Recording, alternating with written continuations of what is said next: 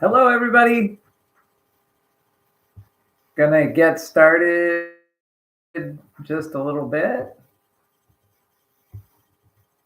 I already see some people have written in. Thank you, Crystal from Illinois, Tyne from Seattle, Cecil from Dallas, and Gregory and Lucy from Nova Scotia. Awesome. Thanks for coming, everybody. Well, it's 7 o'clock, so let's go ahead and start. So welcome. My name is Jimmy. This is the Veganic Growers Hour. Here in Boileau, Quebec, it is minus 15 degrees Celsius or 10 degrees Fahrenheit. And we have about 50 centimeters of snow still on the ground, which is just a little bit under 2 feet. So we're not quite at springtime yet. We're definitely not even looking at fields yet, but hopefully we're going to get there soon enough. It's coming. I feel it. It's coming. So this is week number 3 of our 20-part series. This is going to be growing up the babies, keeping them warm, transpotting, and acclimation. So last time we talked all about starting your seeds. So now we're going to continue and what happens after your seeds are started, and how do we grow up those little baby seedlings? So there were many questions over my Facebook forums and groups that I'm on over the last couple of weeks on timing and when to start seeds.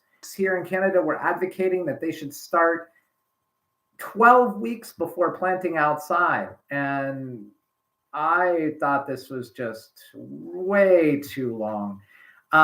So anyway, at the end of the show, or you can look now, if you look at the Facebook discussion of this event, I posted all the timing, the weekly timings of every single type of fruit or vegetable or herb you would want to start as a seed inside. I went ahead and gave a list of all the different, all the amount of weeks that you would want to plant before you would actually plant them outside. So whether you're talking about sweet corn at your warm and settled date and planting it 2 weeks ahead of time inside, or all your brassicas, depending on when you wanted to plant them, usually it's 4 to 5 weeks. Anyway, I'm not going to go through the whole list of all the crops. I was just going to go ahead and tell you that to go ahead and look at that information on the Facebook event if it's something that you're really interested in knowing. Now, those timings that I put, those amount of weeks, that's what we use here at La Ferme de l'Aube. And what I realized was happening with some of these people that were starting their pepper seeds maybe 12 weeks before they were going to transplant them outside, I had a lot of reflection because I realized that our system here maybe is optimal. Optimal in that because we're a professional farm, because we used to sell seedlings, because it's very important that we don't keep the little seedlings in their small 50 cell trays or in their 3.5-inch pots for too long before they're transplanted outside so they don't check. And I'm going to talk about that here in a second. We feel that it's extremely optimal to have the optimal temperature for them to germinate, the optimal temperature for them to grow in, as well as the optimal amount of light. And I'm going to talk about all of that right now. So what I realize is when people are planting their peppers 12 weeks early, or they're planting their tomatoes maybe 8 or 9 weeks early, maybe it's because the situation in their home or in their greenhouse or wherever they're growing up their little baby seedlings is not optimal. So this is what we're going to try and do. We're going to try to make your situation optimal. So here we go. Very important. The 3 things, super important. The amount of germination time. You don't want your little seeds, and we talked about this last time, you don't want your seeds to be germinating take any longer than they absolutely want. So if you're looking at, say, a brassica seed, it really wants to germinate in 3 or 4 days. So if it's germinating at 7 or 8, then there's probably a problem with the germination temperature. And if you go back and watch the show from 2 weeks ago, I actually talk about those optimal germination times. Now we're talking about growing them up. So when the little seedlings pop through the soil and you see their first leaves, which are their cotyledons, they aren't the true leaves, they're just the seed opening up. They now want to all be growing. And this is pretty true for every family, whether you're talking brassicas or alliums, cucurbits, solanaceae, all your fine herbs, celery, parsley, Swiss chard, really doesn't matter. Your temperature during the day wants to be right between 21 and 27 degrees Celsius or 70 and 80 degrees Fahrenheit. Hotter than that, your little seedlings might struggle with the heat. They can handle warmer. They can handle 85, which is 30, but it's going to be tough on them when they're small. They can be lower than that, but lower than that, they're not going to grow as fast. And this is where this whole optimal amount of time comes in. We really don't want them to sit in their cells any longer than they have to before we transplant them outside. So that's during the day. So try to get that 21 to 27 degrees Celsius. And since most people are from the United States, we're going to say 70 to 80 degrees Fahrenheit. That's what we're shooting for. Now at night, and this is extremely critical, this is probably even more critical than the daytime, you want your temperatures to then drop down. 16 degrees Celsius to 21 degrees Celsius or 60 to 70 degrees Fahrenheit. The 21 degrees, it can be warmer. And if it is warmer, what's going to happen is your seedling is just going to grow at night, which is crazy because not really getting light. I mean, maybe in your particular situation, they're having light at night, but where we grow outside in the greenhouse, they're covered at night, they're in the dark. But if it stays warm, they're going to keep growing because they're going to think, oh, okay, my soil temperature is good. I'm just going to put out some more roots and just keep pushing up. Anyway, so 16 to 21 degrees Celsius, 60 to 70 degrees Fahrenheit at night. Do not let your little seedlings go below 16 degrees. And the one big reason for that, especially when the seedling is small, especially when we're talking brassicas and solanaceae, even cucurbits are going to have this problem. You're going to have a problem with what's called damping off. Damping off is very common among many growers, even professional growers.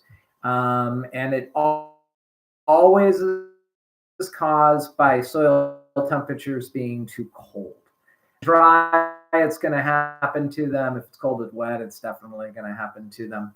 So what is damping off? Damping off is a fungus. It's caused by a fungus, usually Rictozonia or I think it's Pythium, and there's a few others that reside in every soil. That fungus just exists, and it'll exist out in your native soil too, out in your gardens or in your farmsteads or wherever you're growing.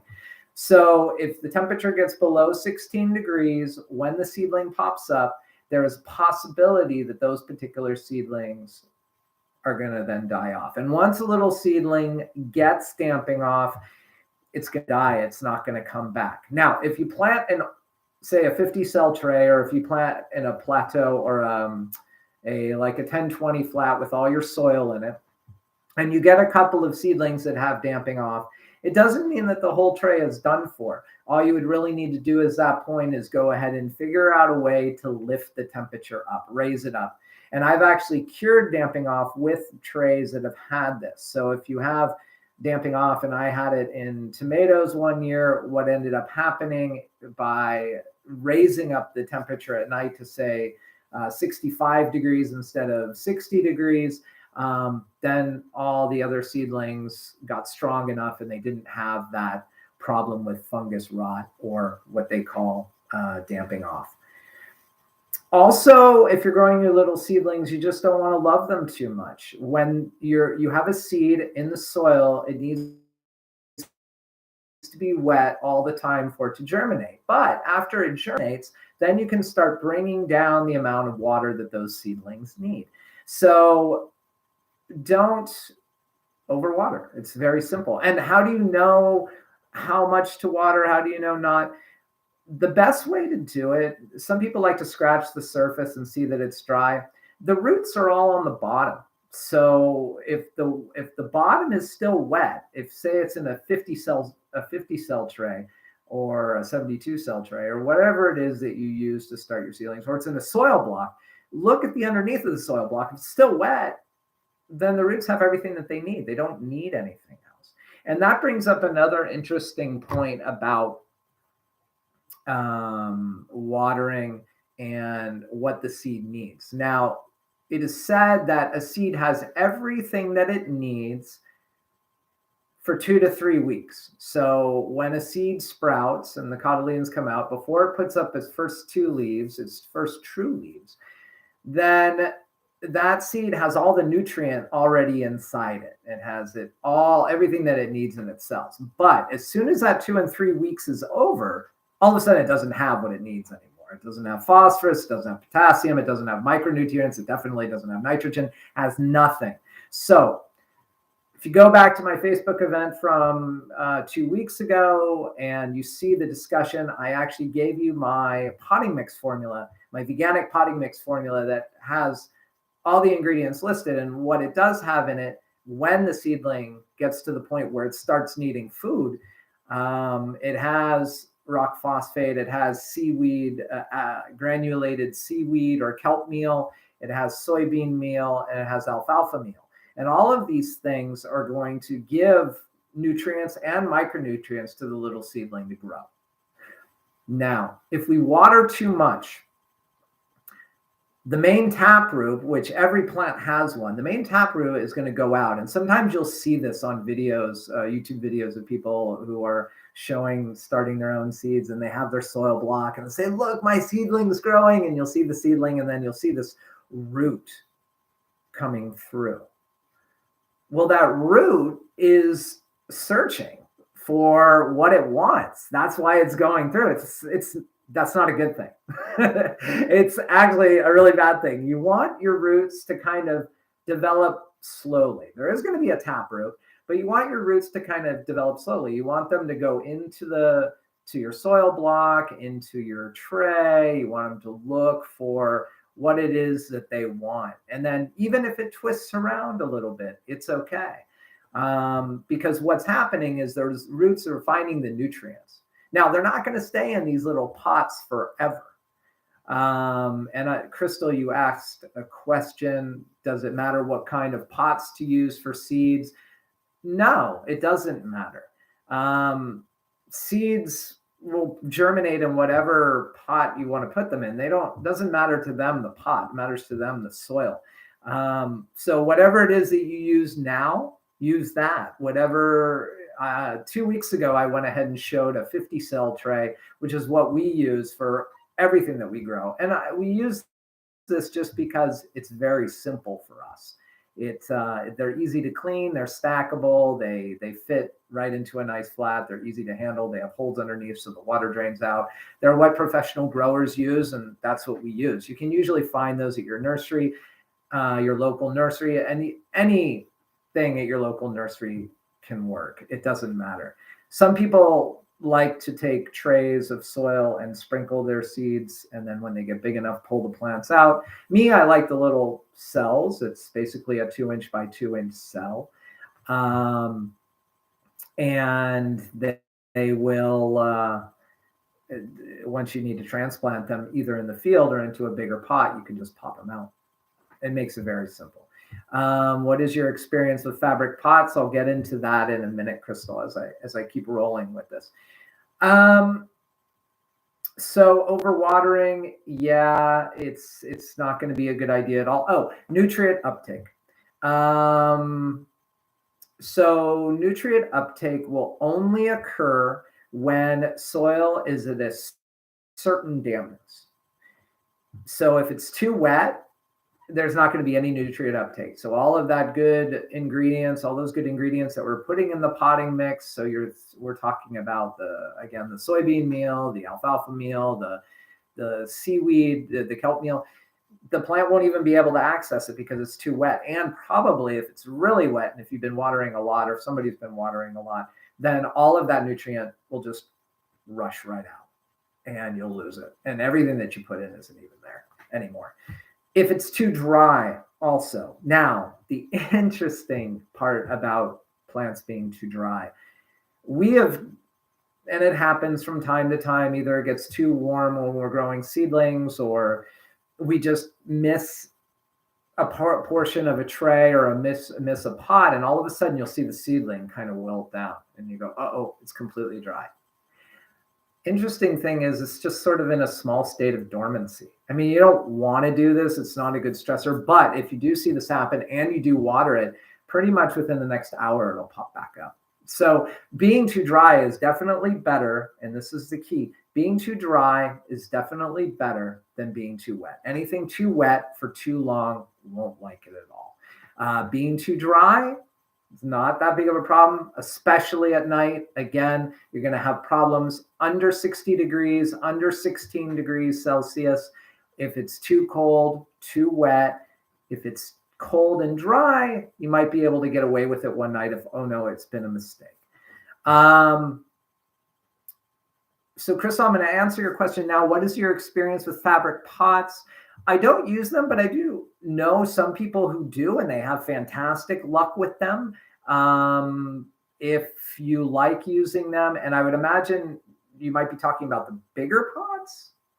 I don't know, little small pots. I used to use the little Jiffy peat pots, the ones that have like a little layer of mesh around it, and it's kind of a peat pellet that expands. Yeah, I wouldn't use those. But fabric pots, I don't know. I haven't used the small ones, but I do have a friend who I consult who lives here in the area who grows everything outside in those big, I guess they're magic pots. They're called magic pots. Those huge fabric pots, and he has great success. So if this is what you have, use it. If you like it, use it. I know they're quite expensive. Me, I would just plant in the ground. We're going to talk about this next in 2 weeks when I talk about garden preparation. But if you have them now, use them. I think they're probably pretty good. Another question came in. Is it really important to have airflow on the seedlings under the growing lights? Okay, so on my first farm in Arizona, I grew everything under growing lights. And yeah, I had a little fan. I think what ends up happening, unless you have a really good method of raising and lowering the lights, you're going to need airflow. And you're going to need some sort of small fan that's blowing air. Otherwise, it's going to get too hot. I find that it's an extremely complicated way to grow, but there are really good systems out there. You'd have to Google it. You'd have to do your research. I'm no expert on LED lights and the system, but what I do understand is the best system is a rack system where you can raise and lower the shelves and thus raise and lower the lighting. So if you can do that, then you're fine. Now, whether it's inside on shelves with growing lights or outside in a greenhouse, and I'm going to make my pitch for why you should have a greenhouse if you have the space here in just a minute. But I find that this little contraption is probably the best thing ever. So this is an indoor-outdoor thermometer. I have a couple different types I'm going to show you. I don't sell these, so I'm not a representative of the company, but it's just something that I've gotten used to. We have 5 that we use in our greenhouse when we grow, and they all sit wherever they want. This is the outdoor sensor, and this is the indoor. It doesn't have its battery in it right now, so you don't see what it reads. But anyway, the outdoor sensor can go really where you want it. Sometimes I put it in the plant. Sometimes I put it like in between pots. And then this sits outside of whatever situation you have. So if you're covering your plants at night, you can leave this out so you know what the ambient temperature is outside. Put this in your plants so you know exactly what temperature you have, so you can manage it that way. That's one kind. The other kind that is pretty cool too is a wireless system. This is a remote sensor that goes really however far you want. And then this is another one. The brand doesn't matter. You can find pretty much anything at your local hardware store. These are fantastic. These are a seed grower's best friend, a seedling grower's best friend. If you don't have one of these and you grow and you're having any kind of trouble at all growing your seedlings, get an indoor-outdoor thermometer. Okay. So where are you going to grow your seedlings? So in Arizona, it was the same thing. I had a south-facing window. It was kind of a built-on attached greenhouse. Not really. It was really just a room with kind of a sunroom, I guess you would call it. And during the day, that's where they would be. And they would get all the light that was possible from the earth going around. And being that you get most of your light on your south side all the way through your south and then your west. Of course, you get your early morning light in the east, but the south side window are your best. And then when it got dark, so around when I was starting seedlings there, would have been right around now. So at 5 o'clock in the afternoon, 5:30 in the afternoon, I would have to, or in the evening, I would have to bring them inside and I would have to put them under lights, because the optimal amount of light that your seedling is going to want every day is 12 hours. And if they're not getting 12 hours, they're going to be a lot longer. So this brings me back to this whole question that came up floating around this last couple of weeks, which was why people were planting their peppers 12 weeks before they were planting them outside. Well, probably also they weren't giving them the adequate amount of light. So if you don't have the optimal temperature inside during the day, during the night, and if you don't have the optimal amount of light during the day, which is 12 hours, and you don't need to, you don't need to light them at night. Some people say you need to give them 16 hours. I don't know why. 12 hours is just fine. If you think about a plant growing outside, as it gets bigger, the longer days, I guess they are getting maybe 16 hours, but this time of year, there isn't that amount of light. So think about that, and I think it's probably okay. So 12 hours on, 12 hours off should be perfect for you. I don't see any reason why it should be more than that. A couple of other things that are going to happen when you have this nutrient uptake problem, and the biggest thing that you're going to see is a discoloration under your leaf, and it's going to sometimes look purple or red.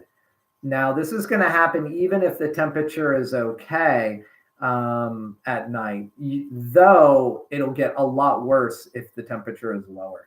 And this is called phosphorus uptake, phosphorus deficiency uptake. Is that right? The little seedling is having a problem uptaking phosphorus. So phosphorus is something that the little plant needs very, very much to grow its root system. But if it's not getting enough phosphorus, then it's going to represent itself by this kind of reddish, purplish color. It's almost like you can feel it getting cold.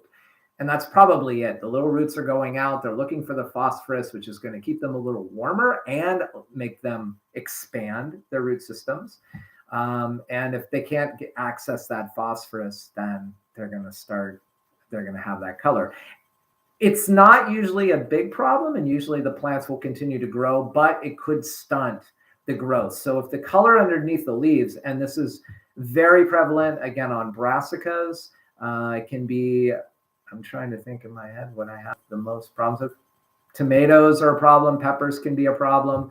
Eggplants also. So if you look underneath your leaves and they're pitch purple, like dark purple, then you know that you have a big time phosphorus issue. What I would try to do is water less, raise the temperature up at night. So in between that 16 to 21 degrees Celsius or 60 to 70 degrees Fahrenheit, I would go ahead and try to raise the temperature up and water less.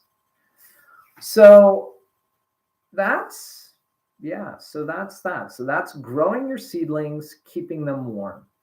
So you have really two options when you're growing them up. You can grow them in your house with a grow light, like Shimmick said. So Mista and Gregory, or Gregory and I think it's Lucy. Yeah, if you look at the Facebook event, or you go to Jimmy Videle, it's the first post that I have. It should be right there. But if you go to the Facebook event, you go on the discussion, you should see the whole thing. It's there. You should be able to find it.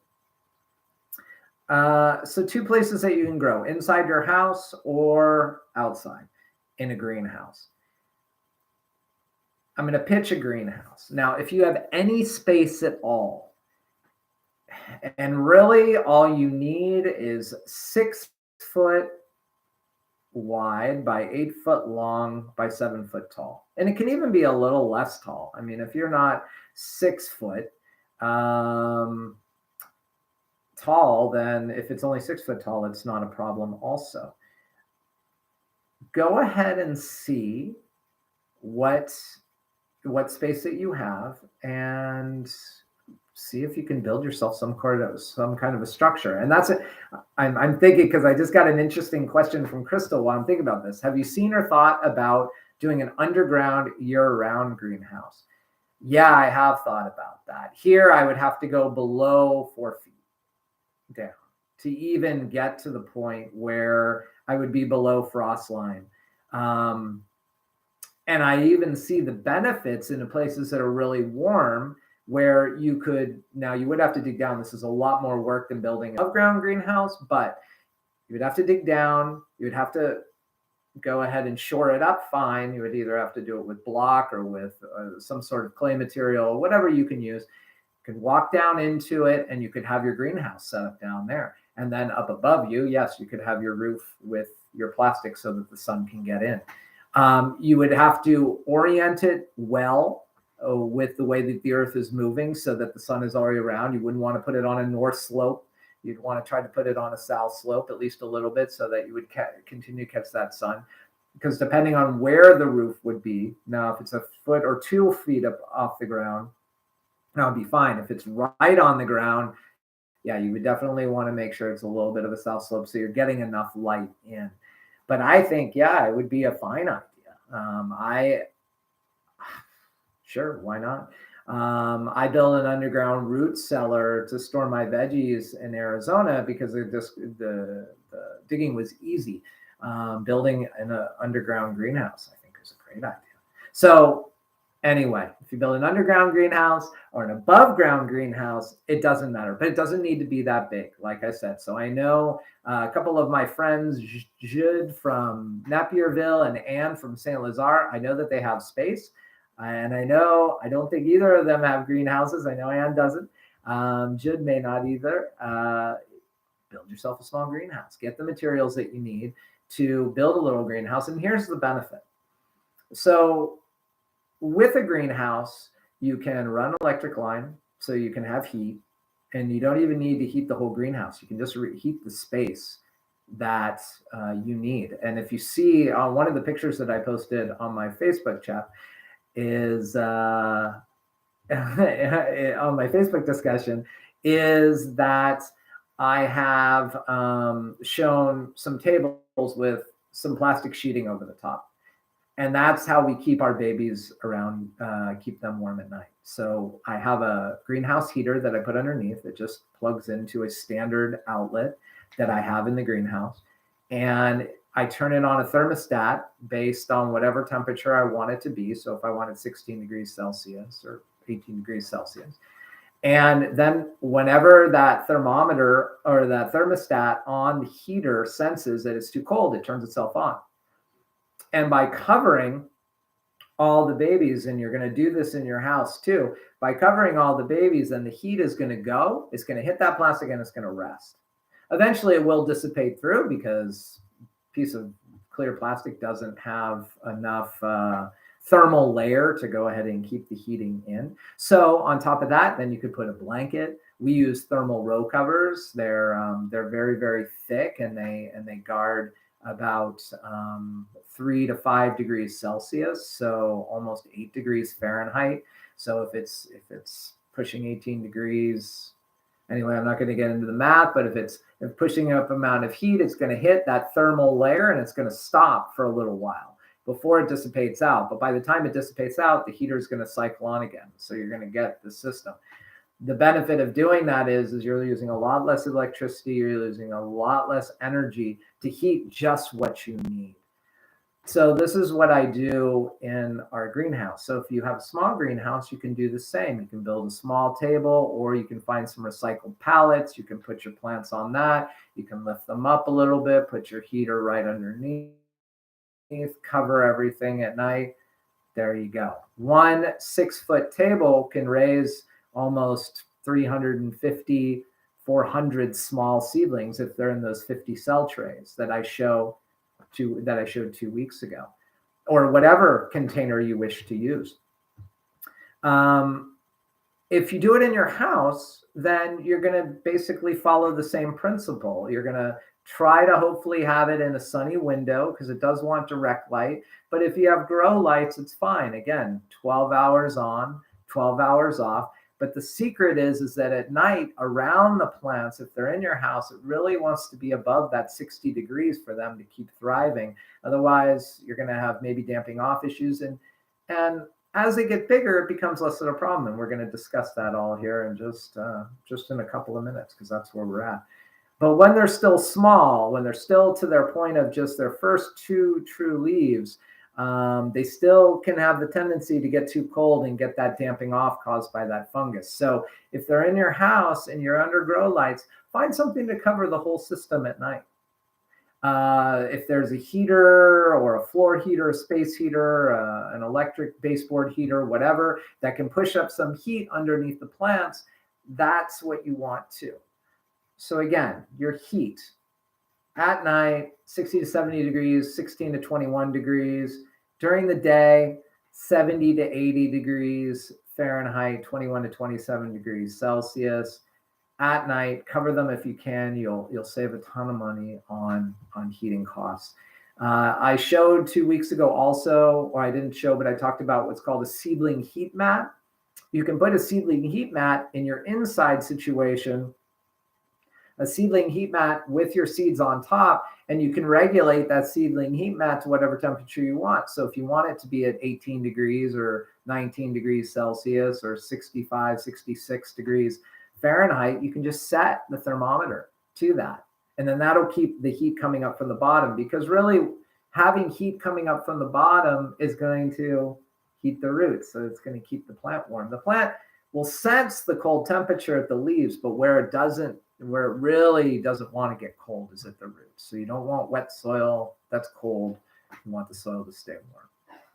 So there you go. So that's going on to the little seedlings. So in your house or outside, if you don't have a greenhouse, you have space, build one. It'd be the best thing you've ever done. You can do all your stuff out there. You can pot up out there. You can do your seedling mix out there. You can do your seeding out there.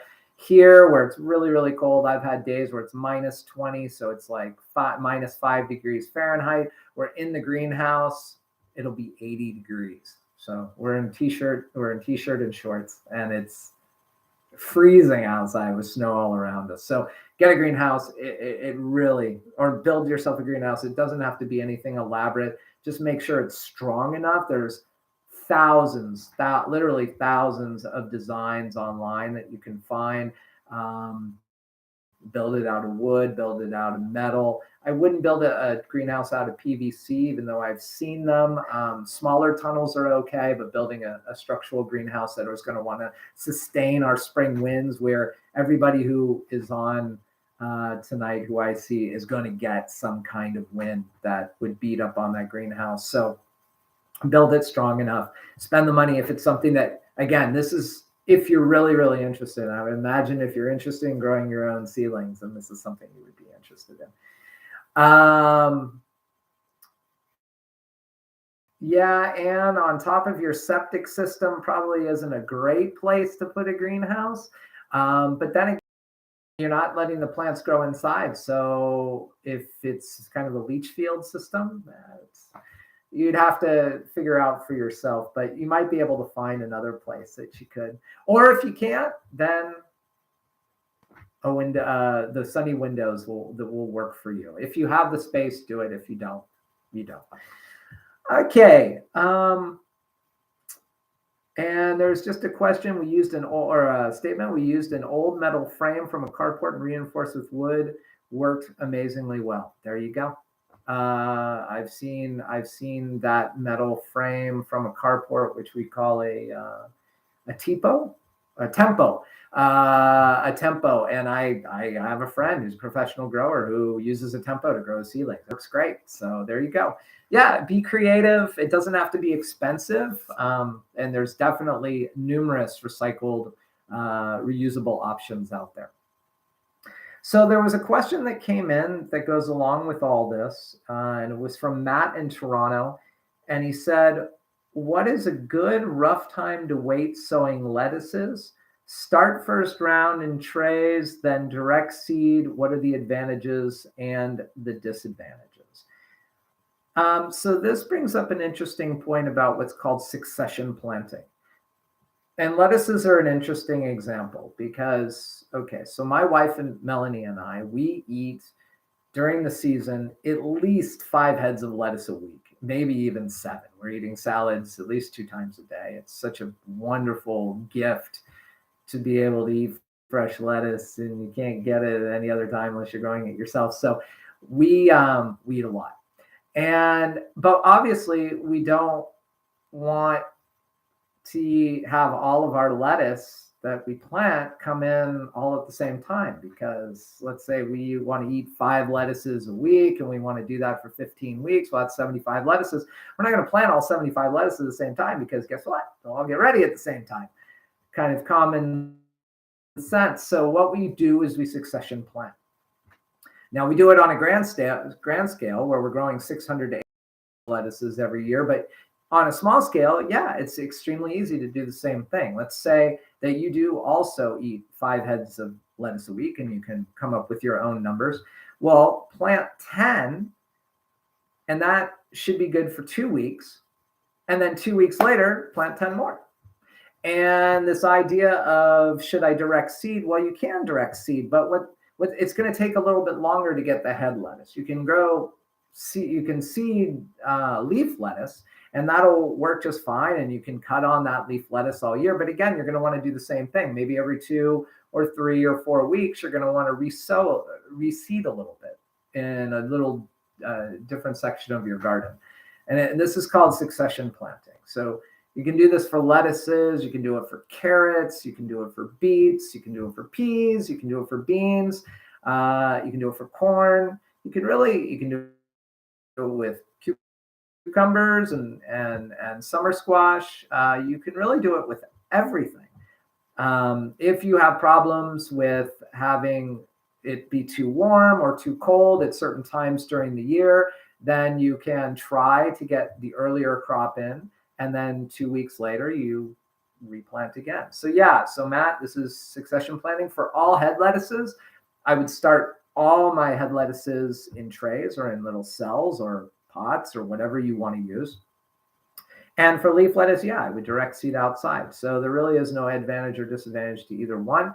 It's just if you want head lettuce or you want leaf lettuce. So there you go, Matt. Thanks for your question. All right. So as we continue on, so now you have your little seedling, and it has its 2 first true leaves. And now they're getting to the point where they may want to get transpotted up. Transpotted is the idea that you take the little seedling out of the little cell it's in, or the little space it's in, you put it into a bigger space. So it has room and has more soil, and it just gets a bigger, stronger, healthier before you actually end up putting it outside. So what wants to get transpotted? So for us, we transpot all of our solanaceae, our tomatoes, peppers, ground cherries, eggplants. So they'll go from a little cell to a 3.5-inch pot, and that's what we use. You can use a 3-inch pot. You can use a 3.5-inch pot. You can use a 4-inch pot. You can use a vegan yogurt container. You can really use whatever you want. That doesn't matter. Just like how you started doesn't matter. The point is that you're just giving it more love. You're using the exact same soil mixture that I gave as an example of 2 weeks ago on the Facebook event. You can check it out. You're going to use the exact same soil, and you're going to repot your tomato, your pepper, your eggplant, your ground cherry. We also transplant basil. We transplant all of our, or transpot basil. We transplant all of our fine herbs. So oregano, thyme, rosemary, marjoram. We do parsley also. We grow celery, and sometimes we'll transpot that also because it can be quite long. It can be 8 to 10 weeks from seeding before we put it outside. So yes, I would, so celery also. And when, I think I just said that, is when they have their first 2 true leaves. Now you can wait a little longer, and that doesn't matter. And it really depends on the nutrition that's in your first situation where the seed is sprouting from. If you use my soil mix, it's good for probably 3, 4, 5, 6 weeks. If you use your own, or you buy a store-bought one and it hasn't added any kind of veganic fertilizer, you're going to want to add that veganic fertilizer in a little bit, either something with a little bit nitrogen. So cottonseed meal, organic, all organic if you can find it, veganic someday, hopefully. I hope. Cottonseed meal, soybean meal. There's a good company called Down to Earth. Down to Earth has all of these products organic. They're available in the United States. They're available in Canada. Just Google Down to Earth and you should be able to find it. I think Amazon is a good place to get it from, but maybe your own nursery has the product. Gaia's Garden also, or I think it's Gaia's Green, also has like alfalfa meal, things like that. So when you're transpotting, go ahead and make sure that it has some fertilizer in it, like the mix. Now, if you don't have the fertilizer and you do have your own vegetable compost, and in 2 weeks, we're going to talk all about making your own veganic compost. But if you already do make your own veganic compost, you can add more of that in. And that's going to have pretty much everything. The great thing about compost is it's going to have all your major nutrients or macro elements. It's going to have all your minor nutrients or your minor elements. And the plant is going to have everything it needs. And especially when you're transplanting it up, it's going to like that. Now, it wouldn't just be just compost. You would just put an additional amount of compost in. So that's also another option. So that's transpotting. So how do you transpot? Very, very simple. You have your container, you take out your little seedling, try to grab it from the root ball, which is the entire soil ball, or if you have to, grab it from the leaves, because if you happen to pull a leaf off, not a big deal. If you pull it from the stem and you damage the stem, pretty good chance that there's going to be mortality. So pull it from, I always try to pull it from, hold it from the root ball, but if you hold it from the leaves, that's okay too. Just be as gentle as you can, but they're pretty tough, so I wouldn't worry too much. Go ahead and dig your fingers out into your little container, make enough room, stick your seedling in, pat it down just a little bit, water it in completely, and there you go. Very, very simple. Transplanting is very, very easy. And once it reaches that stage, your plant is quite a bit tougher.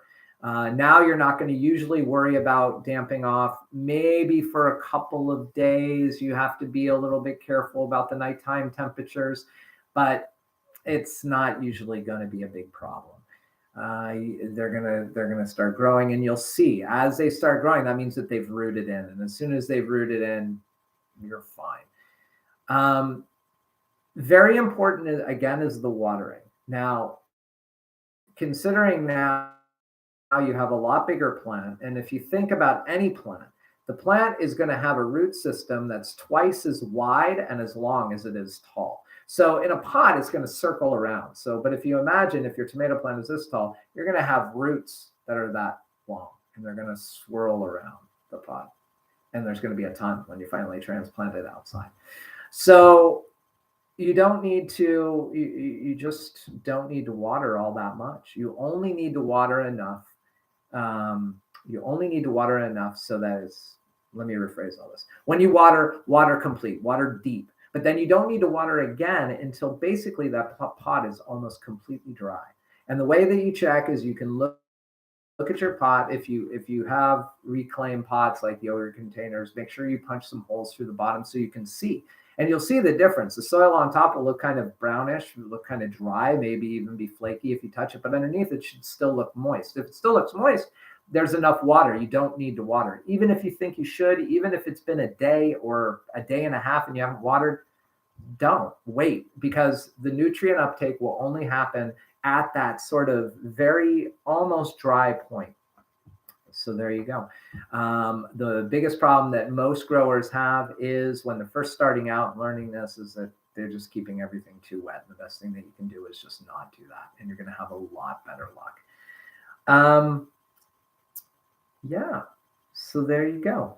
That is about transpotting. So now you have your trays, and there's some things that don't get transpotted, like brassicas, and like on I said on the Facebook discussion for this event, I said that brassicas need about 4 to 5 weeks before they reach the side, before they plant outside. I plant them right from their cell trays. So they'll be quite big. They'll have they'll probably have 4 to 6 true leaves, and they'll be nice and sturdy. And we'll just plant them just like that outside. And yeah, they're still quite small, but they're gusto. How to get them to that sort of very hardy point before they go outside. This is a really crucial point too, and it's called acclimation or hardening off. So about 7 to 10, even 14 days before you know you're going to start planting your plants outside. And how you know this goes back to week 1, where we talked about the 3 dates that you really all need to know for your own situation. First date being when the soil can be work date, or when the soil is open date. That's the first date that you can put the seed in the ground, and the ground is open at least a foot, meaning that it's not frozen anymore, down about 12 inches or 30 centimeters. Then you need to know your last frost date in the spring, and you need to know your warm and settled date, which is a few weeks after your last frost date. Once you know these dates, then everything else falls into place. So when you're acclimating, so let's say we're talking our brassicas, and we want to plant them out here. We'll plant out our first run of brassicas around the 17th of May. It's still pretty cold, but they don't mind. So we'll start putting them out the 3rd of May. And we'll let them experience all the daytime temperatures, the winds. We'll let them experience the sun, the sunlight, whereas they were in the greenhouse before. Go ahead and Tyne, I will go ahead and I will answer your question in a minute. So when you put them outside, you're going to want to put them on something. You want to put them on a pallet. Maybe you're going to want to put them on something so they're up off the ground just a little bit, or you can put them directly on the ground. It really doesn't matter. To get them to experience, and you want to do this slowly. So the first day, maybe you want to put them out 3 or 4 hours. But if it's a cloudy day, or if they don't seem to mind, keep them out all day. They're not going to mind. Then when you bring them in, you're going to want to lower their temperature even more. So if you were growing them at, say, 16 degrees, again, at this point, they're not going to have a lot of trouble with damping off. And because we're hardening them up to be going outside. So if they've been growing inside, say a kale has been growing inside at 20 degrees or 20 Celsius or 68 degrees Fahrenheit, or 21 and 70 degrees Fahrenheit, and we're going to want to put them in the ground where the ground may still only be 50 degrees Fahrenheit or 12 degrees Celsius, well, they're going to get quite a shock. And that's why we are doing this. We are trying to incrementally get them a little cooler. Because I'm thinking about it, I'm going to ask, so how do you know these dates, your thermometer outside, or Google, or I'm totally new to this time, you're going to want to look in your region for a grower, probably a seed company in Seattle would have these dates for you. I don't know Seattle offhand, but I would say that you probably could pretty much plant most of the year starting. I don't know if you have snow on the ground, but you would probably be starting now, planting some seeds outside. If I think we're friends on Facebook. If so, I do actually have a friend of mine who is a consultant in the Washington area. I'm not sure if she's in Seattle, but I can go ahead and list her to you. So that's how you would know. And she would be her name's Aaliyah Perry, and she would know. And you know what? I'm just going to send that message to you now, right here. Aaliyah Perry. Sorry, everyone. Aaliyah Perry. In Washington. There you go. Check her out. If she doesn't respond, write to me and I'll write to her. But then you can get those dates. So yeah, Google, no, I'm not really sure. There's really a lot of, and this is really one of the reasons why I've decided to do these programs. Veganically, there's only so much good information, and even just gardening in general, there is awful information out there. So try to find somebody who's actually been doing it for a while. Try to find somebody that you trust, and somebody who you know is a farmer or a small market gardener or a grower of seedlings. If you go, tying also to your farmer's market, this goes for everybody. If you go to a local farmer's market when it starts and somebody is selling seedlings, usually that person is an excellent person to ask. When should I plant this outside? What should I do with it while I have it? Or if you're growing your own seedlings, there you go. Then you can go ahead and ask them, okay, what do I do now? How long should I put them outside? This guy told me about acclimation and hardening off. What am I supposed to do with that? Good. So we'll continue. So hardening off. So if we want to plant our brassicas the 17th of May, we're going to start lowering the temperature for them at night. And during the day, we're going to put them out. Now, because brassicas are really pretty tough, so I'm talking your kales, your cabbages, broccoli, cauliflower, collard greens, Brussels sprouts, these plants are extremely tough. They can handle outside, even if it's 3 degrees, 4 degrees, 2 degrees, it doesn't matter. During the day, even if it gets pretty warm, they're going to like that too. Plants love heat and they love warm. So and a lot of sunshine. So if you have those conditions going on outside, this is what we're looking for. So to acclimate, now if you're growing your plants inside and you have your temperatures the right range, then yeah, you're going to have to cart them outside, put them somewhere outside where they're getting full sun, let them hit the wind. When it gets to be about maybe 5 or 6 days before you're going to plant them, and you know that the nights are going to stay above freezing, very, very important.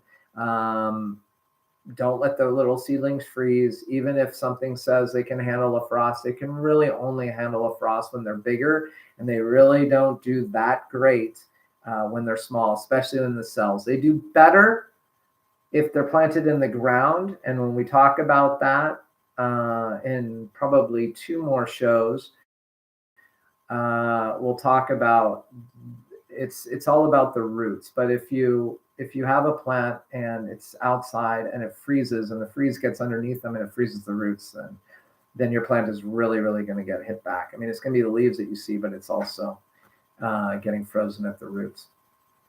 So about 5 or so days before you're going to plant outside, you're going to want to leave them outside all the time as long as it's not going to freeze.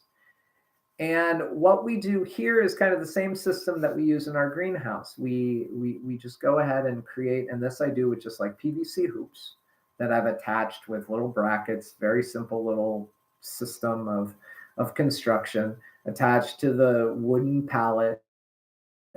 And I've created hoops, and then over the hoops we put a piece of plastic, and then we put that row cover. And I say use plastic. I use plastic because it traps the humidity. and trapping the humidity is a good thing as long as it's away from the plant. It can be recycled plastic, reused plastic. It definitely does not have to be new plastic, or should it not be new plastic? It can just be whatever. It's really just to keep the plants a little warmer at night. So the plastic, and then some sort of a cover. It can be a blanket, and it can be the thermal row cover. It can be whatever you need to find or could find. But to acclimate and harden off your plants is very, very important. If you're going to try and do it more inside, then yeah, just lowering the temperature at night. So if you have your light system on and you're keeping your plants going at 27 degrees Celsius or 80 degrees Fahrenheit during the day, and you turn your lights off, go ahead and see if you can get that temperature down to 13, 14 degrees Celsius or 52, 53 degrees, and then incrementally keep lowering it. By doing this, you're going to make your plant tougher. You're gonna harden it off, which is the name of the word. Now, another point that kind of comes up when I think about people that are planting their peppers 12 weeks ahead of planting outside, we really don't want our plants to what's called check at any point. So when the seedling grows, it's in its little cell. Before you transplant it up, you want to transplant it up before anything weird happens to the plant. Like it starts looking yellow, it starts looking like it's way too big, you start seeing a lot of roots coming out from the bottom. It's getting too late. It doesn't mean that the plant is gonna die or even suffer that much, but it's gonna check. And what that means is that once you transplant it, it's not going to understand what just happened to it because it's been struggling so much in its little cell that it now is trying to kind of, like our own immune system, it's trying to kind of fix itself, heal itself. And it's going to take it some time, and it could take a day, it could take a week. And I think this is probably why people plant so early, because again, it's not optimal timing. So after your tomato, let's use tomato as an example. After your tomato has its two first true leaves, and then maybe it has a third leaf coming out, go ahead and transplant it then. Yeah, it could stay in there maybe another week. It can stay in there another 10 days. But if you transplant it then into the bigger pot, then it's just going to thrive. It's going to know right away what happened. It's going to feel out with its roots right away. Instead of going, oh, what just happened? It's going to say, oh, wow, look at that. There's more space, and there's more room, and there's more air, and there's more nutrient, and I'm just going to grow. And that's what we're trying to do. And then the same thing goes true when we acclimate the plant, when we harden off the plant before we're going to plant it outside in the garden. We want to do the exact same thing because we don't want it to check. By lowering the temperature, it's going to get a little shock, and then during the day it's going to be like, oh, that was okay, I'm still alive. And then the next time it'll be the same. Oh, that was cold. Oh, no, I'm fine. And then you're going to put it into the ground, and it's going to go, oh, I understand that. It's cold, but that's okay. I'm just going to sit here, and then it's going to get warm during the day, and then I'm just going to start growing. That's what we're shooting for. Now, with my mix also, I never water with any kind of liquid fertilizer. And I created my mix specifically so I would never have to liquid fertilize. I don't like it. I think it only feeds the plant. I think you lose a lot of nutrient through. And it's probably another reason why some people also let their plants grow. I've read some things that people will let their tomato plant grow for 10 weeks before they plant it outside.